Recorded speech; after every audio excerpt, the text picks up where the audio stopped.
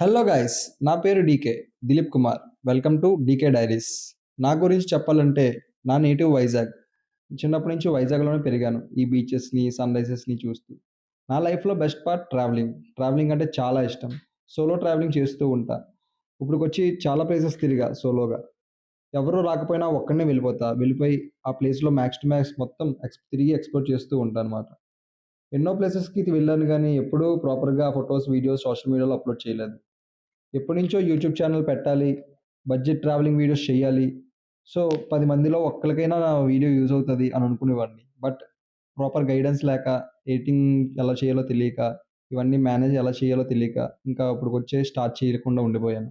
At లాస్ట్‌కి YouTube channel అయితే start చేసేసాను. ఇక నుంచి వీక్లీ ఒక వీడియో అయినా అప్‌లోడ్ చేస్తూ ఉంటా.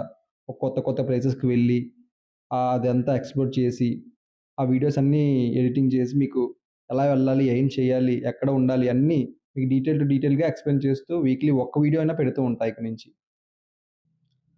ఒక ప్లేస్‌కి ఎలా వెళ్ళాలి? బస్, ట్రైన్, కార్ ఇలా ఏ ట్రాన్స్‌పోర్ట్‌ని చూజ్ చేసుకుంటూ అక్కడికి ఈజీగా వెళ్ళొచ్చో ఆ వీడియోలో మీకు డీటెయిల్‌గా ఎక్స్‌ప్లెయిన్ చేస్తాను.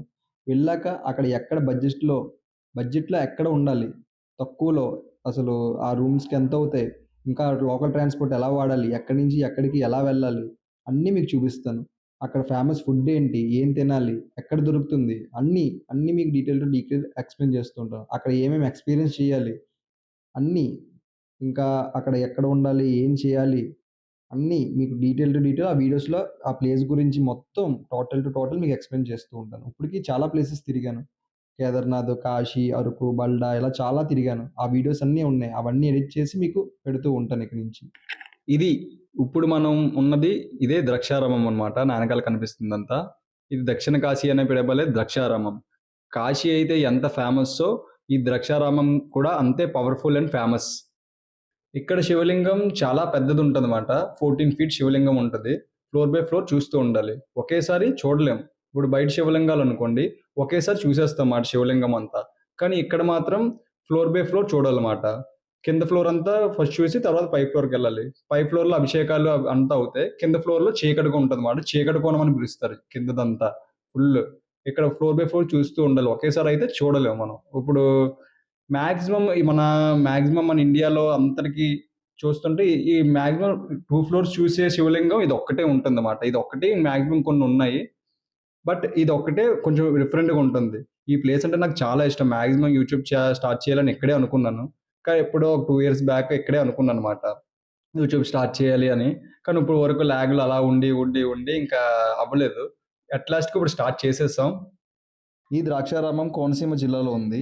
రాజమండ్రికి 42 కిలోమీటర్స్ అండ్ సామర్లకోటకి 40 కిలోమీటర్స్ వస్తుంది. రాజమండ్రి అండ్ సామర్లకోట ఈ 2 స్టేషన్స్ నుంచి మీకు ట్రాన్స్‌పోర్ట్ అవైలబిలిటీ ఉంటుంది. నేనైతే రాజమండ్రి నుంచి బస్ ఎక్కాను. అండ్ ఇక్కడికొచ్చి మీరు స్టే చేయాలనుకుంటే రూమ్స్ కూడా ఉంటాయి. గవర్నమెంట్‌వే. జస్ట్ ఆ దేవస్థానంకి సంబంధించినవే. మీకు డిస్‌ప్లే చేస్తాను చూడండి. ఆ నంబర్స్‌కి మీకు కాంటాక్ట్ అయితే మీకు ఆ రూమ్స్ అవైలబిలిటీ అవన్నీ చెప్తూ ఉంటారు. ఈ గుడి టైమింగ్స్ వచ్చేసి మార్నింగ్ 5:30 టు మధ్యాహ్నం 11:30. 11:30 కల్లా గుడి క్లోజ్ చేసేస్తారు. అండ్ మళ్ళీ ఆఫ్టర్‌నూన్ 3:00 నుంచి ఈవినింగ్ 8 వరకు ఉంటుంది ఈ గుడి. ఒకవేళ మీరు 11:30 తర్వాత వస్తే ఏం కంగారు పడకండి. జస్ట్ ఇక్కడే ఈ టెంపుల్ బ్యాక్ సైడ్ అన్నదానం ఉంటుంది. చక్కగా అన్నదానంలో భోంచేసి నీట్‌గా మళ్ళీ ఆ టెంపుల్ లోపలికొచ్చి ఈ టెంపుల్ బ్యాక్ సైడ్ చాలా ప్రశాంతంగా ఉంటుందన్నమాట. కనబడుతుంది కదా! చక్కగా అలా చెట్ల కింద అలా కూర్చొని 3 వరకు మీరు వెయిట్ చేస్తే చాలు. మళ్ళీ 3 కల్లా గుడి ఓపెన్ అయిపోతుంది. కనిపిస్తుంది కదా! అదే మెయిన్ గోపురం, రాజగోపురం. అటునుంచే మనం ఎంట్రన్స్ అవ్వాలి. ఇది టికెట్ కౌంటర్ మాట. మాక్సిమం టికెట్ తీయకండి. ఫ్రీ దర్శనమే చాలా ఖాళీగా ఉంటుంది. ఆ మెయిన్‌గా ఫస్ట్ మనం ఆగగానే ఆ మెయిన్ ఎంట్రన్స్ నుంచే మనం ఇలా లోపలికి రావాలి. లోపలికొస్తే ఆ లోపలికెళ్తే మెయిన్ గుడి మాట. ఈ బయట మనం చూడాల్సినవి ఏంటంటే బయట వినాయకుడి గుడి ఉంటుందన్నమాట. ఫస్ట్ అక్కడ దర్శనం చేసుకోవాలి. సో, ఎక్కడికెళ్ళినా ఫస్ట్ వినాయకుడిని దర్శనం చేసుకోవాలి. సో, ఫస్ట్ అది దండం పెట్టేసుకొని లోపలికెళ్ళిపోదాం. చూసారు కదా! ఇదే వినాయకుడి గుడి మాట. ఇది చిన్న వినాయకుడి గుడి. అది పెద్ద వినాయకుడి గుడి. ఈ 2 గుడులు దర్శనం చేసుకొని అప్పుడు మనం లోపలికి ఎంటర్ అవ్వాలి. ఇలా లోపలికి ఎంటర్ అవ్వగానే లెఫ్ట్ సైడ్ మీకు గుడి బ్యాక్ సైడ్‌కెళ్ళొచ్చు. రైట్ సైడ్ మీకు దర్శనంకెళ్ళొచ్చు. కనిపిస్తుంది కదా! అలా వెళ్తే కింద గర్భాలయంకెళ్తాం మాట. ఫస్ట్ అలాగ వెళ్ళకుండా ఫస్ట్ మనం బ్యాక్ సైడ్ నుంచి అన్ని చిన్న చిన్న గుడులు చూసుకుంటూ అలాగ మళ్ళీ రివర్స్‌లో వద్దాం. ఇంగో ఇలా కనిపిస్తున్నాయి కదా! ఇలాగా చాలా చిన్న చిన్న గుడులు ఉంటాయి మాట. చాలా చిన్న చిన్న విగ్రహాలు, చిన్న చిన్న గుడులు అలా చాలా ఉంటుంది. 1200 ఇయర్స్ ఓల్డ్‌ది ఈ టెంపుల్. ఈ ద్రక్షారామంని దక్షిణ కాశీ అని కూడా పిలుస్తారు. ఎందుకంటే ఈ కాశీకి దక్షిణాన ఉంటుంది కాబట్టి. అండ్ సేమ్ అదే పవర్‌ఫుల్‌గా ఉంటుంది కాబట్టి. అదే పవర్‌ఫుల్ ప్లేసెస్ కాబట్టి దక్షిణ కాశీ అని కూడా పిలుస్తారు.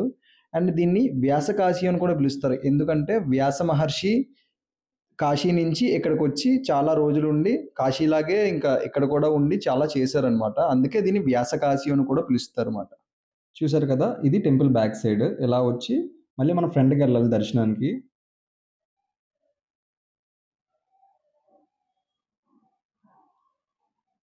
అదిగో అదే కనిపిస్తుంది కదా! అదే మాణిక్యాంబ దేవి టెంపుల్.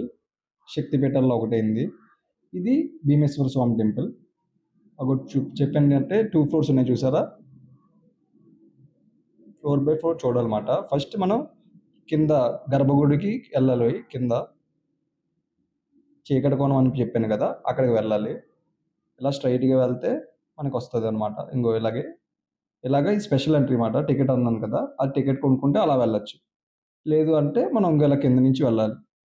జస్ట్ ఇంకో అలా కనిపించినట్టు అలా వెళ్ళాలి. క్లారిటీగా చూపిస్తాను చూడండి.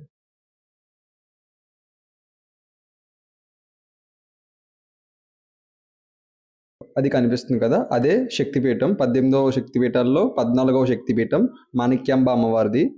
లోపల మీకు మాణిక్యాంబ దేవిగా దర్శనమిస్తారు. లోపల విగ్రహం ఇంగో ఇలా ఉంటుంది.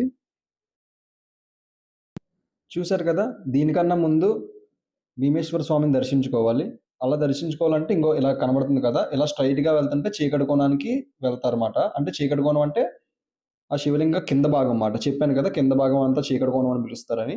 అలా ఇలా స్ట్రెయిట్‌గా వెళ్తే ఆ గర్భగుడిలోకి వెళ్తాం మాట. అక్కడ దర్శించుకోగానే మీకు శివలింగం చుట్టూ ప్రదక్షిణ చేయడానికి ఒక సన్నటి సందులాగా ఉంటుందన్నమాట.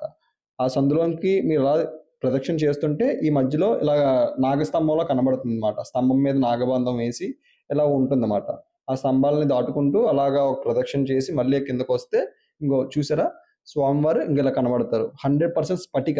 ఫుల్ 100% స్ఫటిక. అది ఎప్పుడు 1200 ఇయర్స్ బ్యాక్ స్వయంభూగా వెలిసింది స్ఫటిక మాట. స్ఫటిక శివలింగం ఇది. చాలా బావుంటుందన్నమాట చీకటి కోణం. ఈ చీకటి కోణం కింద అంతా దర్శనం చేసుకున్న తర్వాత ఇలా బయటికి వచ్చేస్తే లెఫ్ట్‌లో మీకు స్టెప్స్ కనబడతాయి పైకి. పైకి స్టెప్స్ కనబడితే అలా స్టెప్స్ ఎక్కి మీరు పైకెళ్తే పైన మీకు మిగతా శివలింగాన్ని చూడొచ్చుమాట. ఇంగో చూసారా? ఇది ఇలా ఉంటుందన్నమాట.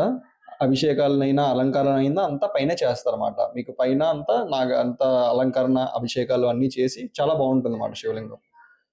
ఈ 2 దర్శించుకున్న తర్వాత ఈ ఈ శివలింగాన్ని ఇంకా మాణిక్యాంబ అమ్మవారిని ఇద్దరిని దర్శించుకొని ఇలా తూర్పు ముఖాన ఇలా బయటకు వస్తే ఇంగో ఇలా నంది కనబడుతుంది.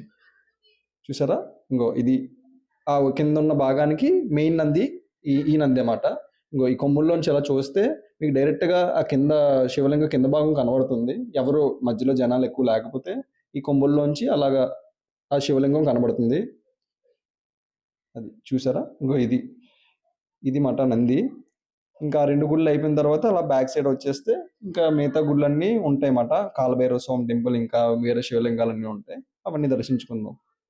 ఆ 2 దర్శించుకొని, ఈ నందిని కూడా దర్శించుకొని ఇలా బ్యాక్ సైడ్ వస్తే నంది బ్యాక్ సైడే మీకు ఒక చెట్టు కనబడుతుందన్నమాట.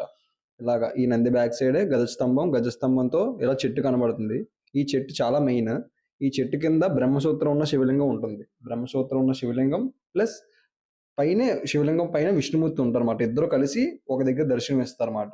ఈ చెట్టు చుట్టూ ఉన్న నాగబంధాలన్నీ పిల్లలు పుట్టకపోయినా అలా ఏవైనా ప్రాబ్లమ్స్ ఉన్నా ఇలా నాగప్రతిష్ఠ చేస్తే పిల్లలు పుడతారనే ఇక్కడ నమ్మకం మాట. ఇంగో కనబడుతుంది కదా! ఆ కిందే బ్రహ్మసూత్రం ఉన్న శివలింగం చూపిస్తానండి.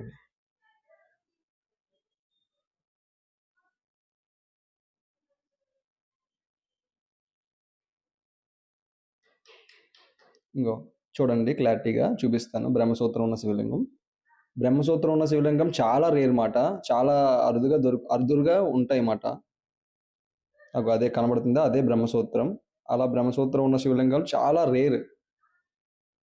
విష్ణుమూర్తి ఇంగో పైన చూసారు కదా! విష్ణుమూర్తి, శివుడు ఇద్దరూ కలిసి ఉంటారన్నమాట. ఇది చాలా పవర్‌ఫుల్ మాట. ఇక్కడికి మార్నింగ్ టైమ్ వస్తే పంతులు మీకు ఎక్స్‌ప్లెయిన్ చేస్తారు. ఇక్కడ ఉన్న స్టోరీ అంతా, ఇక్కడ అసలు ద్రాక్షారామం ఎలా వచ్చింది, ఎలాగా ఏర్పడింది, ఇవన్నీ స్టోరీ అంతా చెప్తూ ఉంటారు. ఇంకా ఆ చెట్టు బ్యాక్ సైడ్ అలా వచ్చేస్తే కోనేరు ఉంటుందన్నమాట. చూడండి చూపిస్తాను.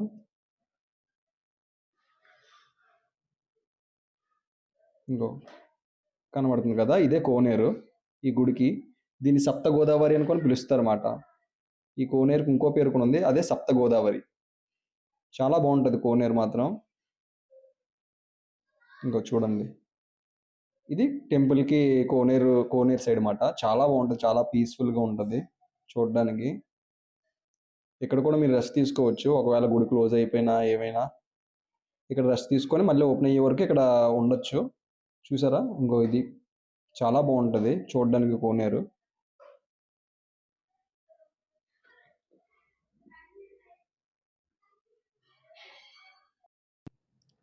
ఈ ద్రాక్షారామం పంచారామాల్లో ఒకటి అండ్ త్రిలింగ క్షేత్రాల్లో కూడా ఒకటి.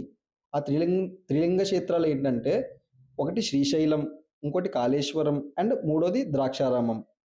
ఆ త్రిలింగ క్షేత్రాల్లో కూడా ఒకటైన ఈ ద్రాక్షారామం చాలా మెయిన్ మాట. అండ్ అండ్ పంచారామాల్లో ఎలా ఫామ్ అయ్యాయి అంటే, ఒకసారి కుమారస్వామి మహిషాసురుని సంహరిస్తున్నప్పుడు తన ఆయుధాన్ని వేలు అంటారన్నమాట. ఆ వేలు తగిలి ఆత్మలింగం 5 ముక్కల కింద విరిగిపోద్దన్నమాట. ఆ 5 ముక్కలు 5 చోట్ల పడతాయి. ఆ 5 చోట్లే పంచారామాల కింద వెలిసాయన్నమాట. ఆ పంచారామంలో మెయిన్ది ఈ ద్రాక్షారామం అన్నమాట. ఈ బ్రహ్మసూత్రం ఉన్న శివలింగం కూడా చాలా ఫేమస్ ఈ ద్రాక్షారామంకి. ఒకవేళ ఇక్కడ మీరు వస్తే మాత్రం పక్కా విజిట్ చేయండి. ఇక్కడ ఏమైనా కోరుకుని ఆ కోరిక నెరవేరితే మాత్రం ఇక్కడ ఉన్న కోనేరు నుంచి 11 చెంబులు తీసుకొచ్చి ఇక్కడ అభిషేకం చేస్తారని ఇక్కడ మొక్కుకుంటారు. ఇక్కడ మార్నింగ్ పంతులందరూ నెక్స్ట్ ఇక్కడ ద్రాక్షారామం అంతా స్టోరీ అంతా చెప్పి ఇది కూడా చెప్తారు. అందరూ మ్యాక్సిమం ఇక్కడ మొక్కుకొని ఇలాగా వెళ్తూ ఉంటారన్నమాట. ఒకవేళ మీరు ద్రాక్షారామం వస్తే మాత్రం ఇక్కడ ఈ శివలింగాన్ని మాత్రం పక్కా విజిట్ చేయండి. ఆ శివలింగాన్ని దర్శనం చేసుకున్న తర్వాత ఆ చెట్టు దగ్గర నుంచే రైట్ సైడ్ కొంచెం స్ట్రైట్‌గా వెళ్తే మనం చూడాల్సిన మూడో ప్లేస్ కూడా ఉంటుంది. అదే కాలభైరవ స్వామి టెంపుల్. ద్రాక్షారామం వస్తే మాత్రం మీరు పక్కాగా కాలభైరవ స్వామి టెంపుల్ కూడా విజిట్ చేసే వెళ్ళండి.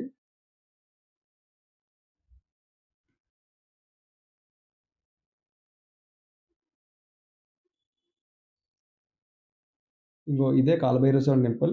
ఇలా స్ట్రెయిట్‌గా వెళ్తే అన్నదానం అంతా ఉంటుంది. మధ్యాహ్నం 1 లోపు వస్తే అక్కడ అన్నదానం చేయండి. ఇగో ఇదే కాలభైరవ స్వామి టెంపుల్. ఆ ఎదురుగా ఉన్నవే అష్టభైరవులు అంటారు. 8 లింగాలు ఉంటాయి. వాటినే అష్టభైరవులు అని పిలుస్తారు. మీరు మాత్రం ద్రాక్షారామం వస్తే మాత్రం ఇవన్నీ చూసి ఈ కాలభైరవ స్వామి టెంపుల్ కూడా చూసే వెళ్ళండి. ఇంకింతటితో ఈ ద్రాక్షారామం అంతా కంప్లీట్ అయిపోయింది. మీరు ఎప్పుడైనా వచ్చినప్పుడు మాత్రం ఈ ప్లేసెస్ అన్నీ పక్కాగా విజిట్ చేసే వెళ్ళండి.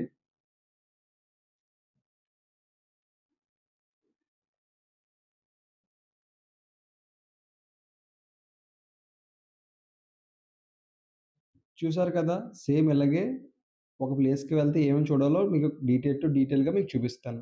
ఒక ప్లేస్‌కి వెళ్తే మనం ఎక్కడుండాలి? ఏం చెయ్యాలి? ఎలా వెళ్ళాలి? ఏం తినాలి? మన తెలుగు ఫుడ్ ఎక్కడ దొరుకుతుంది? అన్నీ మీకు డీటెయిల్‌గా ఎక్స్‌ప్లెయిన్ చేస్తాను. స్టెప్ బై స్టెప్ నేను అలాగా పెడుతూ ఉంటాను. ఇంకా అలా తిరుగుతూ ఒక ప్లేస్ తిరుగుతూ ఉండి అలా పెడుతూ ఉంటాను. సో, మీరు కొంచెం సపోర్ట్ చేస్తే నాకు ఇంకా బెల్ ఐకాన్ ట్యాప్ చేసి సబ్స్క్రైబ్ చేస్తే నేను ప్రతి వీడియో మీకొస్తుంది. సో, మీరు తర్వాత ఎప్పుడైనా వెళ్ళాలనుకుంటే ఆ వీడియో మీకు యూజ్‌ఫుల్‌గా ఉంటుందన్నమాట. మాక్సిమం శివ టెంపుల్స్‌కే వెళ్తాను. కాశీ, కేదార్‌నాథ్, బైద్యనాథ్, అరుణాచలం, మాక్సిమం ఇప్పుడు ఇంగో ఈ ద్రాక్షారామం, మాక్సిమం శివ టెంపుల్స్‌కే వెళ్తూ ఉంటాను.